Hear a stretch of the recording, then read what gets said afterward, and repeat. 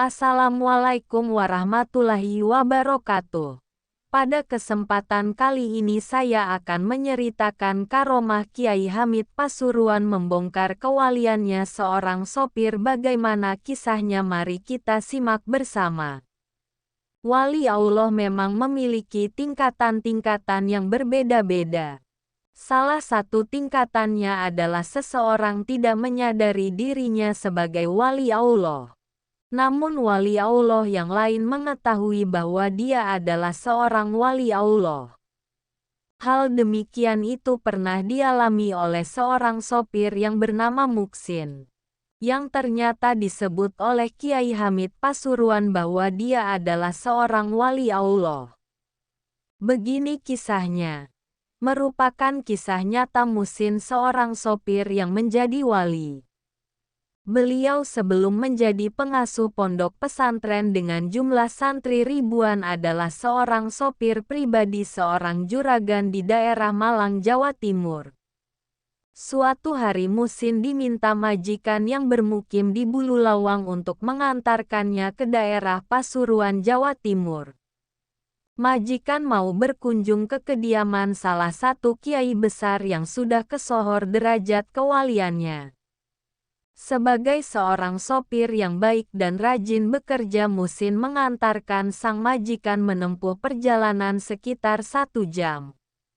Akhirnya mereka pun sampai di pondok pesantren Kiai Hamid bin Abdullah bin Umar Pasuruan, Jawa Timur. Mungkin mengantar majikannya masuk ke dalam ruang tamu sang kiai. Sebab sebagai seorang sopir ia merasa sebaiknya menunggu sang majikan di luar saja. Namun ternyata Kiai Hamid tidak mau menerima majikan apabila si Muksin tidak masuk ke ruang tamu. Akhirnya sang majikan menghampiri Muksin dan memintanya untuk ikut masuk. Kiai Hamid tidak mau menerima kedatanganku kalau kamu tidak ikut masuk, ujar sang majikan kepada Muksin. Mendengar ucapan majikannya itu, Muksin pun terheran-heran. Ia bertanya dalam hati, kenapa kiai itu tidak mau menerima majikanku kalau aku tidak ikut ke dalam? Akhirnya Muksin pun ikut masuk ke ruang tamu. Barulah Kiai Hamid menyambut sang majikan dan dirinya dengan hangat. Saat mengobrol tiba-tiba Kiai Hamid bertanya kepada Muksin, amalan-amalan apa yang dijalaninya selama ini? Muksin pun menjawab, ia hanya menjalani berbagi amalan yang dilakukan oleh masyarakat pada umumnya. Tadi kenapa Mbah Yai menolak saya ketika saya masuk sendirian? Dengan Anda bilang tidak akan menerima kedatangan saya apabila tidak mengajak sopir saya juga. Tanya sang majikan kepada Mbah Kiai Hamid. Ini akan jadi wali dan akan memiliki pondok pesantren yang besar. Saya sudah melihat tanda-tandanya, makanya saya menolak kedatanganmu kalau tidak kamu ajak sang wali, ujar Kiai Hamid. Menjelaskan Muksin yang mendengar kata-kata Mbah Kiai Hamid hanya bisa tersenyum dan sedikit menundukkan kepalanya karena malu mendengar alasan Kiai Hamid tersebut. Ia sendiri tidak pernah mengetahui kalau ia akan menjadi seorang waliullah, bahkan sang majikan kaget bukan mendengar pernyataan Kiai Hamid tentang masa depan sopir pribadinya tersebut.